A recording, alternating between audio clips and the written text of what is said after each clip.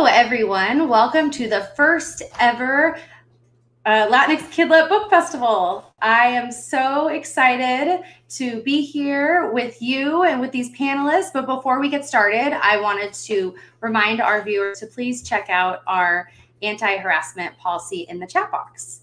So that is there in the chat box for you.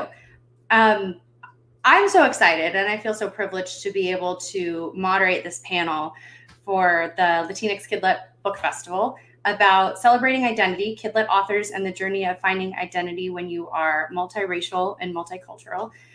When I first was deciding to be a part of this panel, it was actually me being a part of Las Musas and asking if there was a biracial panel that I could be a part of. And I reached out to the committee and asked about it and said, oh, well, if you'll have me though, because I'm half Mexican American, I'm half Jewish, but I'm white passing, and I don't really know if this is the right thing. But if you'll have me, I would love it. And I just don't know. And I was very very hesitant, very deferential, and kind of described some of my experiences growing up being biracial and why I really would love to be part of something like this, but I wasn't quite sure if I fit. And then I was told, not only, Nikki, do you fit perfectly in this panel, we think you should moderate it. And I tell that story because I am Mexican American as much as I am white, as much as I am Jewish. But I thought, well, I don't know if there's a place for me here. And I think that speaks to some of the experiences that some of us mixed race people have. And that's not to say that, that it's all this complicated identity of being in between. Where do I fit in? There's so much beauty and wonderfulness, that's not a word, about being multicultural. And I'm so excited to talk to you about all of that. But I just wanted to open up with my even experience beginning with this panel, because I think it speaks to some of what we will be talking about today. So with that said, I am so excited to introduce our panelists. We have a treat for all of you. First, I want to welcome Autumn Krause. Autumn Krause is an author who lives and breathes all things style. Her debut novel, A Dress for the Wicked, was published by Harper Teen in the summer of 2019. In addition to writing editorial content for a wedding website, Autumn writes features for interior design magazines like Cottages and Bungalows, French Style, and many others. She is most often found wearing a black lace dress and boots and sharing her love of fashion and her family on Instagram. She lives in Orange County, California with her family. Welcome, Autumn. Thank you for having me. We also have Eric Smith. Eric Smith is a young adult author and literary agent with PS Literary. His latest novel, Don't Read the Comments, was published by Inkyard Press in January 2020, and his upcoming books include You Can Go Your Own Way and the anthology Battle of the Bands, co-edited with Lauren Gibaldi. He has short stories in several anthologies as well. Additionally, Eric, who is an adoptee, edited an adoption-themed anthology for Flex called Welcome Home, released in 2017. Eric lives in Philadelphia with his family. Welcome, Eric. Thank you. Hi, everybody. It's awesome to be here. We have Margarita Engel. Margarita Engel is the Cuban-American author of verse books such as The Surrender Tree and Dream Girl. She has won so many awards, including the Newbery Honor, that I could take the whole panel listing them and still probably miss a few. Margarita's most recent books include With a Star in My Hand, Dreams from Many Rivers, and Dancing Hands. Born in Los Angeles, Margarita developed a deep attachment to her mother's homeland during childhood summers with relatives on the island. She now lives in Central California with her husband. Welcome, Margarita. And last but certainly not least, we have Tori Maldonado. Tori Maldonado is the author of the critically acclaimed middle grade novels whose popularity stretches into lower and high school grades, Secret Saturdays, Tight and What Lane. Oprah magazine named What Lane a best book for discussing racism, and the New York Times listed it as a top anti-racist book for kids and teens recommended by BIPOC teachers and librarians. He is a passionate, beloved, veteran middle school teacher in his hometown neighborhood of Brooklyn, New York, where he was born and raised. His and his students' lives inspire his writing. Welcome, Tori. And I realized that when I was talking about my experiences and why I wanted to moderate this panel, I didn't say that I'm also an author. So I am Nikki Bartholomew, and I am the author of The Quiet You Carry and Quiet No More, and the forthcoming Everything Within and In Between, which comes out next year from Harper Children's. So let's get started. What do you all think? Yeah, sounds good. Thank you. Okay, so just jump in where you want, or I can call by name if you like, but how about we just start by telling the audience, telling our wonderful viewers, who, by the way, thank you so much for joining us. I should have said that. Thank you so much for being here. We're so excited to have you, and please leave us a comment in the chats, and also remember we're kid friendly here, so keep that in mind with our language, please. But yes, say hello to us. We're so happy you're here. But anyway, let's get started. Can our wonderful panelists jump on in by telling me a little bit about your most recent book? Let's get started with Eric. Yeah, sure. So my most recent book is Don't Read the Comments. It came out back in January.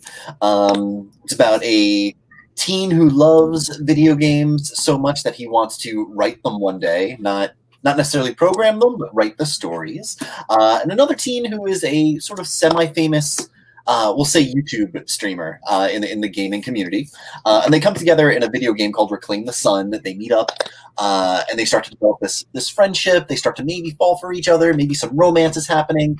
And then the all too real situation of doxing and cyber harassment happens to them. And they have to navigate that complicated landscape and try to figure out how to hold on to their friendship while see where this relationship is going, and figure out how to be allies to one another in a space that's supposed to be safe but suddenly isn't anymore. Yeah, that about sums it up. That's a great. Eric is really good at talking about his books, by the way. I think I'm not going to say it's because you're an agent, but I'm sure it helps. I'm always impressed whenever I hear you give the spiel. Okay, Autumn, tell us about your most recent book. Of course. So my most recent book is A Dress for the Wicked. It's about a fictional Victorian-inspired nation that is obsessed with fashion, just like I am. Basically, the nation is like me. But every few years, they have this fashion competition to determine who is the next up-and-coming in fashion. And for the first time, they open that competition to girls beyond the capital. So our main character, Emmy, thinks that all of her dreams have come true when she's chosen to compete. But little does she know that sabotage is always in style. This book was inspired by my time working as a stylist at a Beverly Hills bridal salon, where I myself learned that sabotage was always in style. So yeah, that's what my book's about. Yay. Yes, and viewers, if you ever check out Autumn on her Instagram, you will see how much she loves style and fashion. I encourage you to do so. Margarita, will you tell us about your most recent book? Yes, thank you. With a Star in My Hand is a biography written in verse, in poems, of Rubén Darío, Nicaragua's amazing pioneering poet who was very influential in the late 19th century. He influenced all the 20th century Latin American poets. And I actually wrote about him because he was so important to my Cuban family. It's a companion book for The Wild Book, which is stories my grandmother told me about growing up in Cuba in the early 20th century. And he had an extremely adventurous childhood and teenage years. He was a famous poet from very young, and he was always being invited by the presidents of Central American countries to come in and write poems for special events, and then he would always offend them and get kicked out of a country. He got kicked out of several countries, but he believed in speaking up and speaking up for justice. And so that's the way in which I feel like his influence has been the most important. My family loved his poetry because he came to Cuba and spoke to poor farmers, and my ancestors were the poor farmers in the audience, and they would have Rubén Darío contests every summer at the beach or summer, at a barbecue. Wherever they met, they would always take turns seeing who could recite the poem the most dramatically. And my great-grandmother, who I was able to meet when I was a child and got to know, especially promoted the poetry of Rubén Darío. So it was very important to me personally. Yeah. Oh, I could, as a reader, I feel like I could feel that. I felt like when I was reading it that I was him, which sounds wild to think because he is so different from my life and lived so long ago. But some of what I read just really, some of the things that happened, was just like, huh. So Thank you.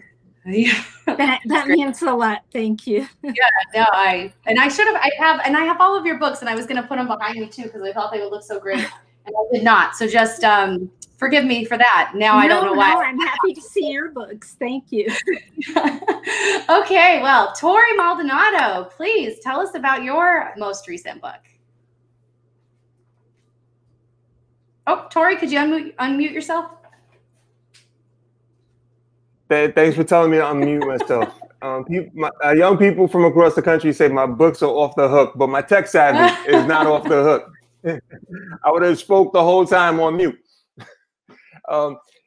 Speaking about my young people, I've been teaching for over 20 years in my childhood hometown of Brooklyn, New York. You know, you probably could tell Brooklyn through my accent. And my students, they inspire my writing. Whenever I look at my young people, I think of me. I see me, and I know how they feel. And this is one of the reasons why whenever I meet young people, I ask them this question: have you ever been told to stay in your lane? And every hand goes up, even the adults that throw their hands up. And then I ask them how that feels. And that's basically why I wrote What Lane? Because the kids ask, like, what lane? What lane am I supposed to be in? And What Lane is a book about a 6th grade boy. His name is Stephen. He looks just like Stephen Curry, the Golden State Warrior. That's the only comparison, really, because Stephen in the book, he's trash in basketball. He really doesn't know how to play. But he likes Stephen Curry. He likes a lot of other basketball players. And Stephen, he's like every kid that I've ever taught. He's like me. He's like a lot of us. He believes that anybody could be in any lane that they want to be in. And he's wide-eyed and innocent. He's into Spider-Man, Into the Spider-Verse, Stranger Things, sci-fi, fantasy, comics, all that. But there's one big difference between Stephen and his friends. Stephen is mixed. He's half black and he's half white. And he's starting to realize that his white friends get a different type of treatment.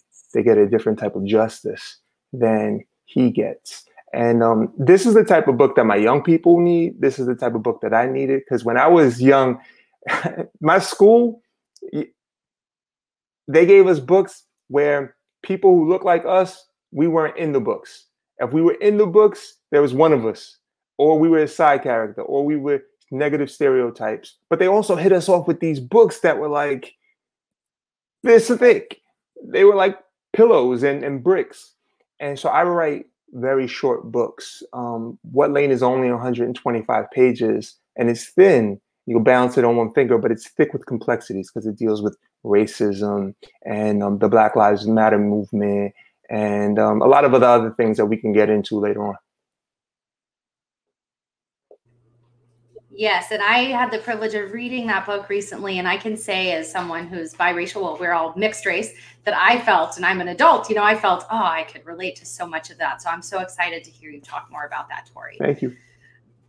Okay, everyone, we are oh, here I am again. So I also am an author. I wrote Quiet No More. Okay, so Quiet No More is right behind me right there, and it is the sequel to my debut novel, The Quiet You Carry. And Quiet No More follows college freshman Victoria Parker. She's an assault survivor who is trying to heal from her past and make new friendships as a college freshman.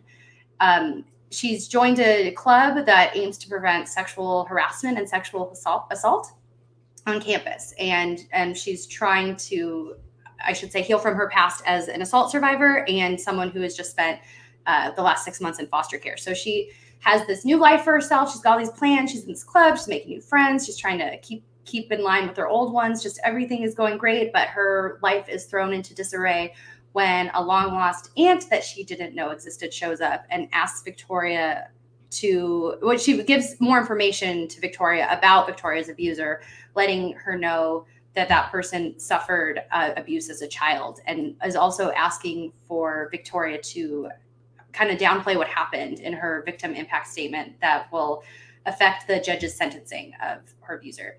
And so Victoria is just like, oh, what do I do? She is, is trying to figure out what she wants to do, but she has all these people in her ear, like her aunt, and then the people at her new friends from the club.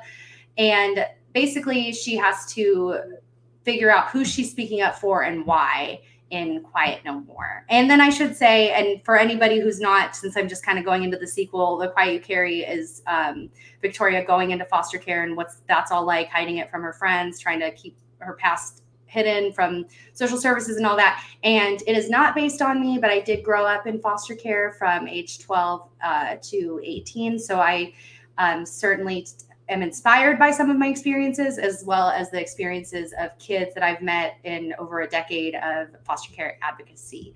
So that is Quiet No More. All right. Next, we want to talk about our experiences in our own lives and childhoods. So tell us about and I'll call on you all. Tell us about your experience with being mixed race to the degree you're comfortable. How did it affect your childhood, and what role has your heritage played in shaping your identity? And before I do, know that even though I'm going to say, hey, Tori, do you want to answer this one? I might call on you. You don't have to answer it. We have plenty of questions and everybody can speak to when they want to, but just say, oh no, I'm good. I'll skip to the next one, and that's totally fine. So, okay, so we're going to talk about your experience being mixed race and how it affects your childhood and how that heritage has affected shaping your identity. Margarita, would you like to start us off?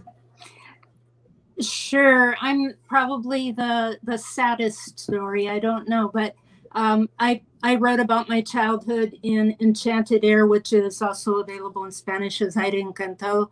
All these books are available in Spanish too. Thank you to the publishing industry, because that's a big change from a few years ago. But I had a wonderful experience traveling back and forth to Cuba and getting to know my mother is Cuban, my father's American. And so I grew up in Los Angeles in California, but was able to be in Cuba in the summers and know the extended family and feel like I was part of the extended family. And then after the missile crisis, I don't know how much history you guys have studied yet in your schools, but when you get to the missile crisis, it may not seem personal to you, but it was so personal for me, because by the time I was a teenager, it was easier for a US citizen to walk on the moon than to visit an abuela and bisabuela in Cuba. So I'm sorry, I have to cry when I talk about this. No, don't apologize. That is so. Just take the time. So my writing is always about peace, because the hostilities between two countries that almost went to war continue now. The relations between Cuba and the US started to normalize, and now they've been all the travel restrictions are back in place again. But I mean, we're talking, I'm revealing my age here. We're talking about, 60 years of travel restrictions, almost 60 years of travel restrictions. That is something that, to me, no matter how long it goes on, I just don't understand it. We need peace between countries, because these are real families that are chopped in half whenever two countries get mad at each other. And so I think when we get mad at each other, we should stay mad for a couple of hours or a couple of days or a couple of weeks, and then work it out through diplomacy. But I have great hopes now for travel restrictions to start to be lifted again, and I have been able to reestablish contact with my family. But for me, it's been something that feels like it's happened to me. That even though I was from two backgrounds, I was complete. I was able to belong to both backgrounds, And then politicians said, no, no, you can't know both parts of your family. Oh, I can't even imagine how hard that would be. Margarita, thank you so much for sharing that with us. I just, I know that we all are so sad that happened to your family, but we're so grateful that you write books and can share with us these experiences and help other people who might feel any connection to what you're saying. And so I feel so privileged that we have you here and that you can share with us. So thank you. Thank you. I just think it's important to remember that when we are angry, that our goal is peace, not war. Thank you. Eric, so you want to follow that up? Yeah, sure. I feel like my experience growing up mixed is I guess it feels kind of silly, you know. So you know, so I'm an adoptee. You know, I grew up with an Irish Catholic family. You know, I don't know. Sometimes I feel like you can tell because my name is Eric Smith and I look like this. You know, so you know, I had this experience where, you know, like I was raised as like a transracial adoptee, so I wasn't really raised to know the culture the way that I appear. You know, I was raised to be like my parents.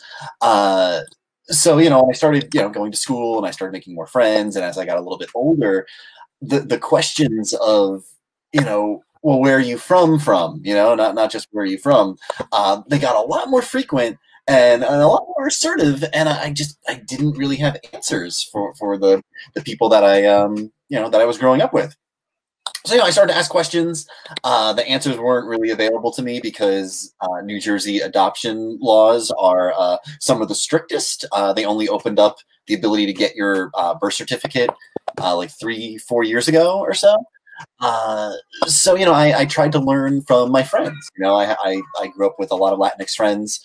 You know, they're still some of my closest friends. They're my sons. I'm sure you can hear my kid squealing in the background. It's my son's godfather.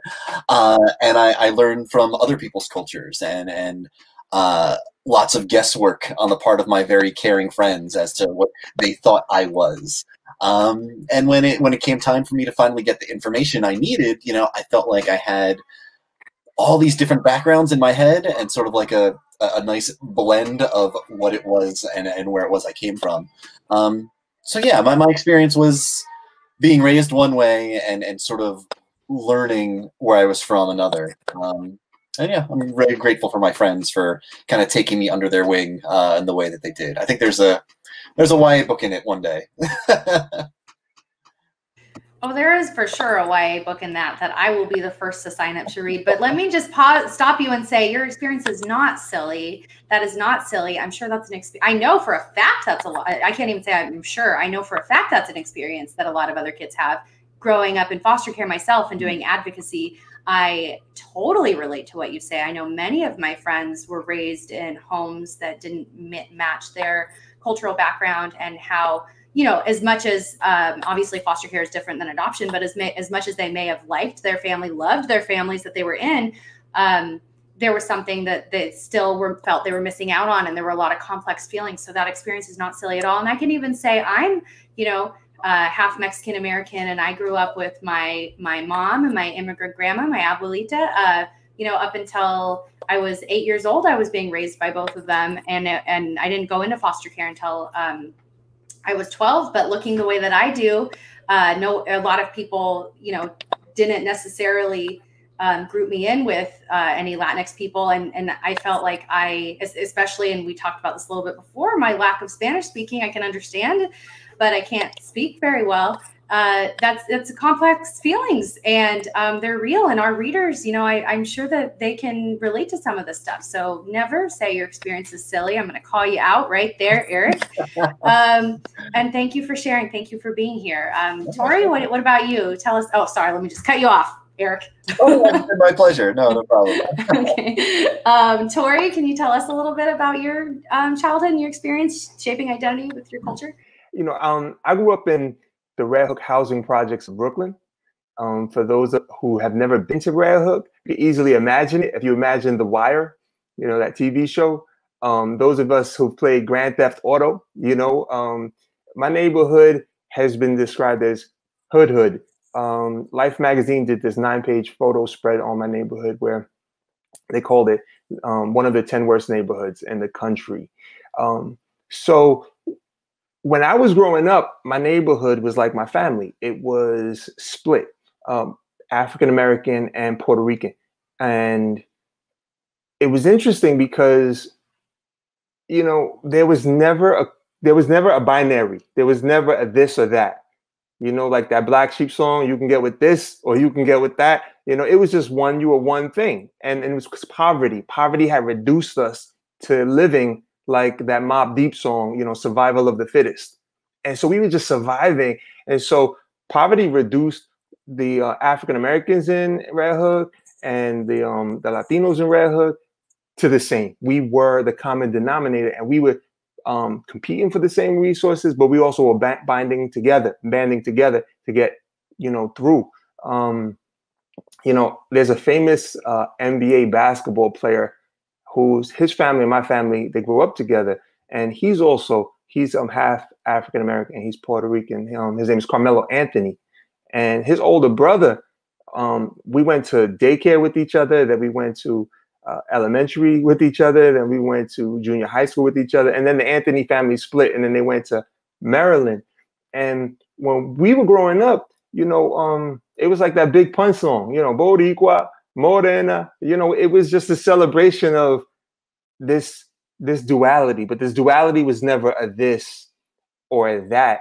And it wasn't until, you know, the 6th grade where my eyes were open to so much in terms of poverty and struggle and hardship, but my eyes weren't open up to racism. And in the 6th grade, just like Stephen and what Lane, my eyes started to open up, and I was saying, wait, what is going on here? You know, you can't picture it now because my head's bald, but you know, I have Afro hair, I have black hair, and I would go to get my hair cut in an all African American barbershop, and it never made me think twice. I never thought anything about my hair until when I got into the 6th grade, and I had, you know, non-Black Latino friends ask me, why is your hair like that? And then ask me questions like, Eric, you know, say, where you from? You know, where you from? And I'm like, this is where I'm from. No, where you from? And I'm like, what are you? And it was in the 6th grade that I started to realize that, you know, limited minds try to limit other people. And it started to make me realize that, you know, people ask you, yo, what box do you check? Because they want to fit you into a box. And, you know, I'm so happy that my mom, she wasn't having it. My mother was like, look, you're not this or you're not that. You're you. And don't let nobody tell you you're not Black, and let nobody tell you you're not Latino. And because she was so fierce about identity, I grew up wanting young people to also feel that, to feel, look, you know, Margarita, she has said, you know, when families are torn apart, right? You talking about families torn apart. But she even said it. She said when she felt torn apart, like it was happening to her. And when people were trying to separate me into 2 parts, it was this nasty feeling that I don't want any young person to ever feel. You know, be you in all your fullness and claim all your parts, because all of your parts create this awesome whole.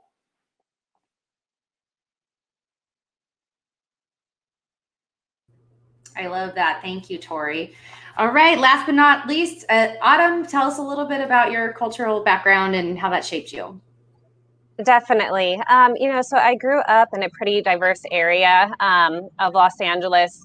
I had kind of like, I guess, the added part in that I am, you know, I'm Latinx, I'm part Japanese, I'm also part white. So I have these kind of 3 things going on. And growing up, I would really kind of, use that a bit as like a social currency. So if I was with people who had like Latinx descent, I'd be like, oh, I'm part Mexican.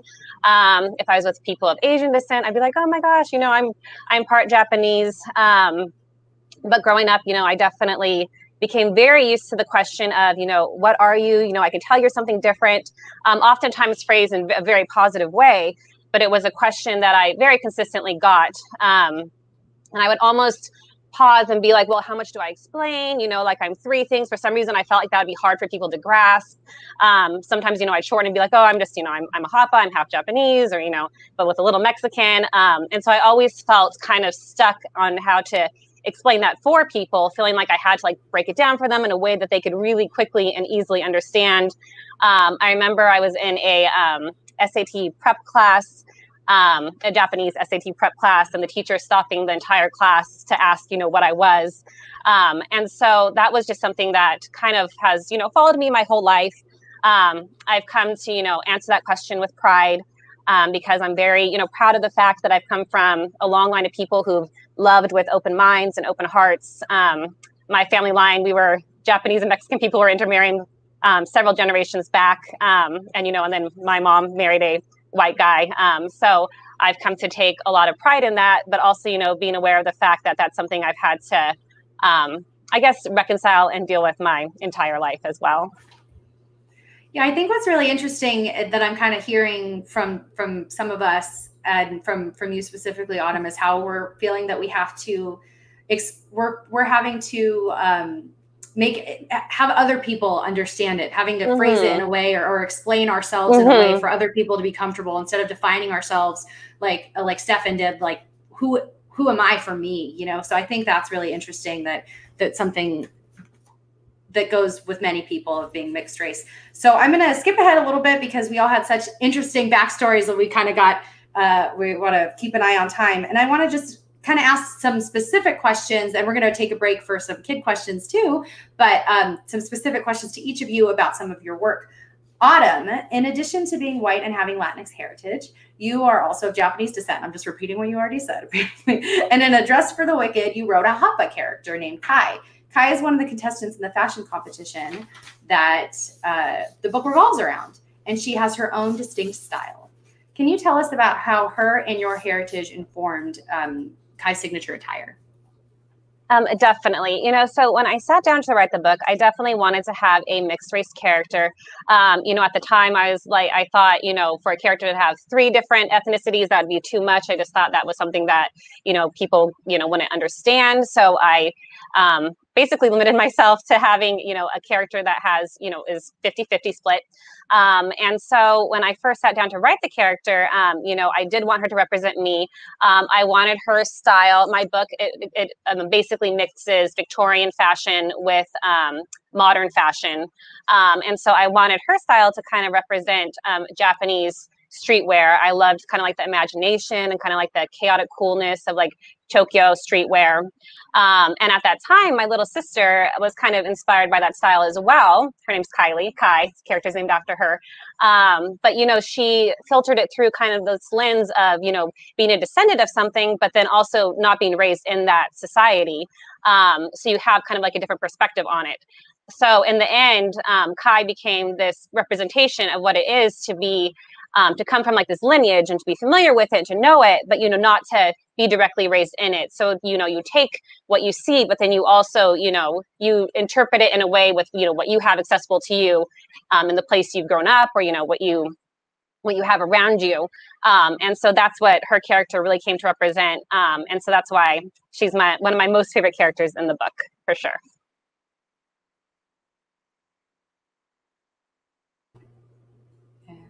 I love that because I think it kind of speaks to how all of our cultures and heritages reflect who we are, and that can come across in many ways, such as how we dress ourselves, and that no matter what, what background you have, that says so much about you as a person. So I think that's really neat. Thank you for sharing. And I think we're about time I think we're about time to ask our first question from the audience, correct? All right, we've got Jeremy S. He is an 8th grader from South Carolina. And my question is, Do you need to be inspired by some case in life or a person to write a book? So Jeremy asked us if we need to be inspired by some person to write a book, if we need to have someone specific in mind to write a book.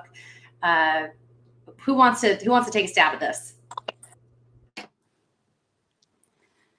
I've written about a lot of historical characters, real people, and I've also made people up completely, inspired by kind of composite characters that are made of a lot of people that I've known, and travel is very important because most of my books are set in other countries, so particularly in Cuba, usually in Cuba. So both historical figures and real people. Anyone else? All right, we're Yeah, gonna go. Go ahead, Yeah, Tori. You know, every one of my books has been used in different schools for anti-bullying purposes. There's always a bully in one of my books, and in the first book, there was this bully. He's actually inspired by this kid who bullied me, and someone told me when I was writing that book, they said, you know, you better watch out, because if you write it and he recognizes himself, it's on. So what I had to do was I kind of had to be like Dr. Frankenstein and move things around where he still at the essence was my childhood bully, but my childhood bully wouldn't recognize himself. And then this is what happened. It's this big cookout, this big gathering in Red Hook that happens every summer. And so this one cookout, I'm there, thousands of people are there. And this guy comes up to me and he goes, "Hey, yo, I heard you wrote this book. I read it. It's dope. It's fire." And matter of fact, my brother, and when he said his brother, all of a sudden I started to sweat a little bit because his brother is the bully. And he said, "And my brother read the book too."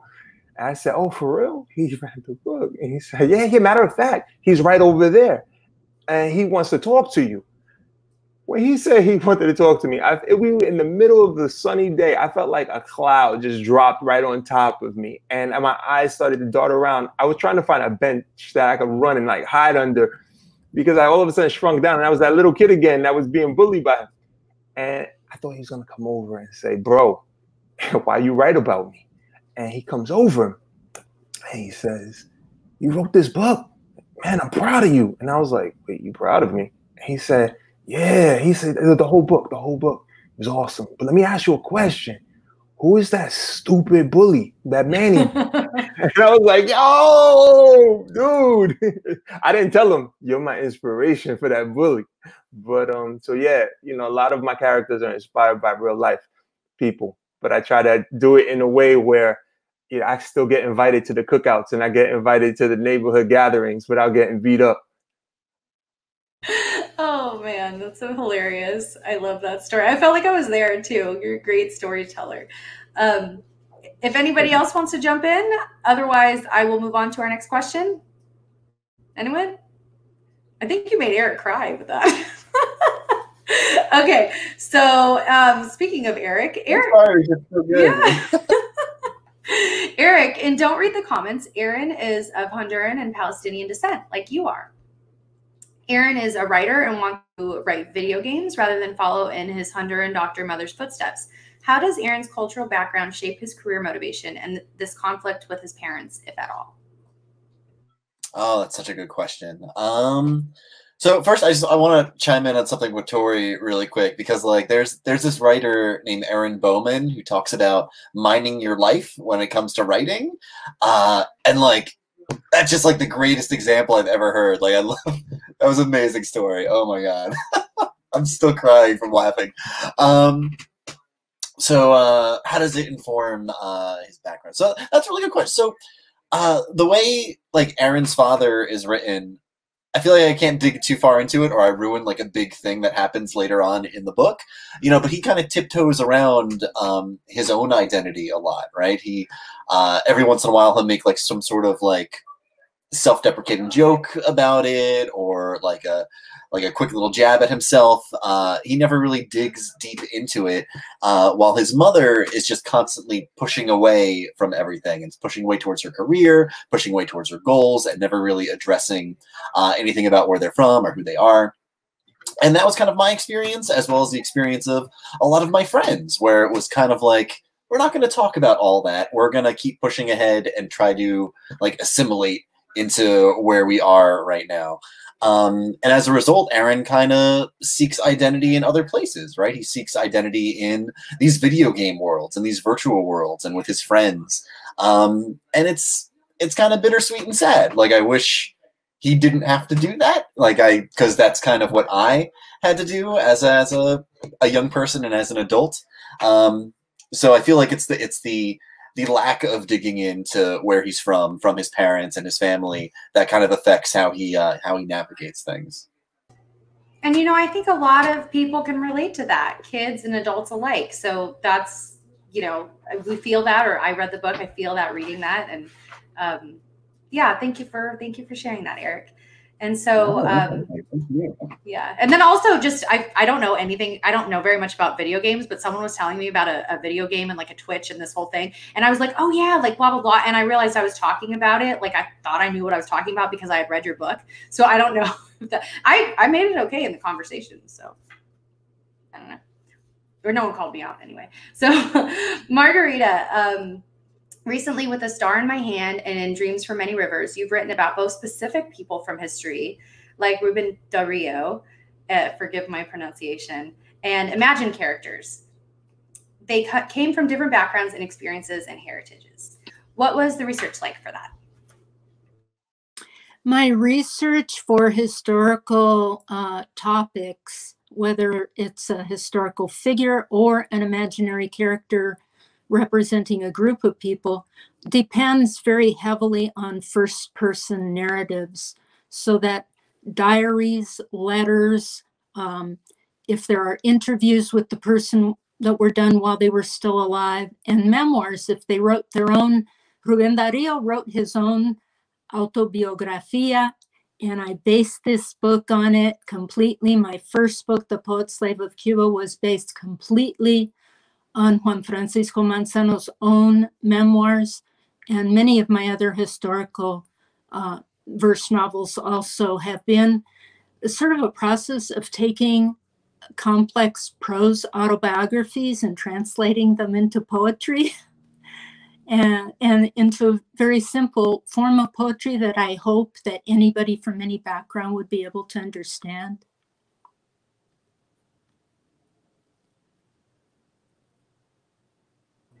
I know that, you know, and for anyone who isn't familiar with Margarita's work, you've written many, many books, and there have been so many characters and so much research that has to be involved in that I just really admire that, because they come to life on the page, and, you know, knowing that they all have these rich cultural backgrounds, as we just talked about, just very briefly, our own even, that's something really special.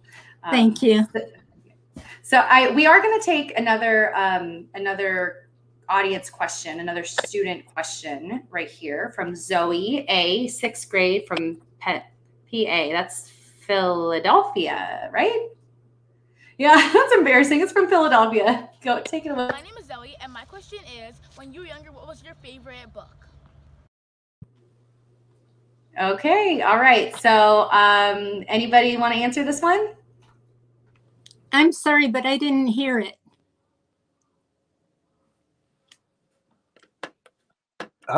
Margarita, her question was, when we were younger, what was our favorite book? Oh, sorry, I'm muted. And if we could all keep our answers on this one a little brief, because we're wanting to be mindful of the time. But I do want to thank Zoe. That's an excellent question. I want to thank our other student, too, for thinking of these thoughtful questions and asking them. So thank you so much for that. And take it away with your answers. I didn't find kids' books about Cuba, so I read grown-up books. You know, I wasn't allowed to I wasn't allowed to read a lot of mainstream books growing up. However, just basically classics. But Jane Eyre was definitely one of my favorites. Just the emotionalism and kind of like the rich literary world. I fell in love with that and still am in love with it. There was this YA novel by Gordon Corman called the Twinkie Squad that I read when I was a kid. And the specific thing I remember the most about it is that there was this one character who really wasn't quite sure where he was from. He was like born on like an airplane, like going over a bunch of different countries. So he made up where he was from in order to navigate life with all of his friends. And that was like the first time I read a book as a kid and was like, that's me. I'm that hot mess kid. And it was a good feeling. When I was growing up, I didn't really connect to books because the books didn't connect to me. I didn't love books because the books didn't love people who looked like me and people in my neighborhood.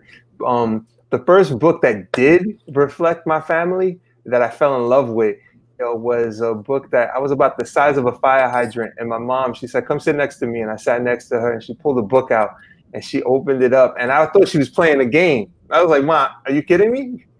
Is that me? Is that you? And I thought the whole neighborhood was my neighborhood. And she said, no, this is not us. She said, but it is us. It was The Snowy Day by Ezra Jack Keats. And that was my favorite childhood book. I didn't connect to other books.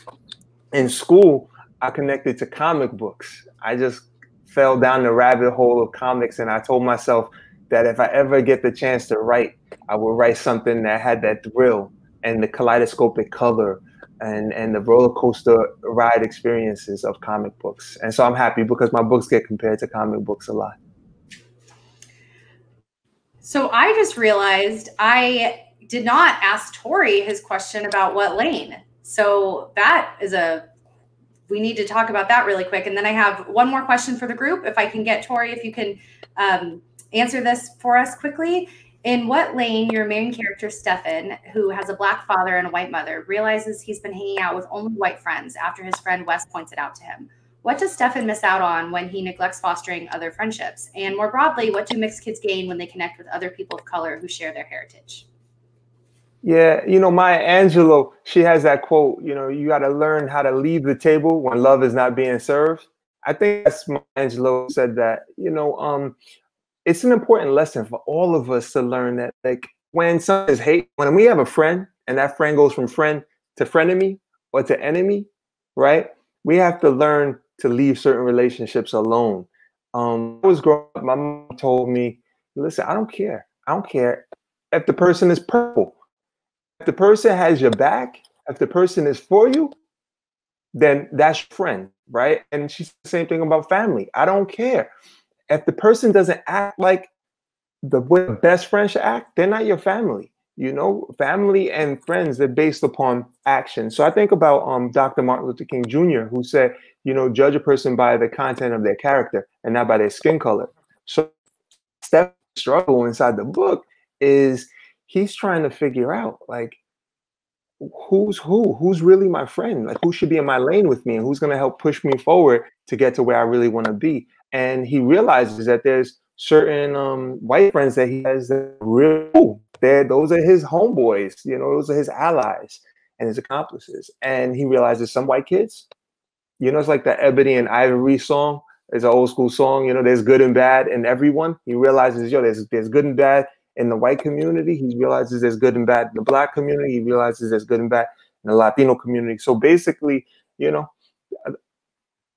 it's important to have friends who look like you, but it's most important to have friends who are your ride or dies, who are your tight homies, who have your back, and who don't want you hurt, and they don't want you hurting nobody else.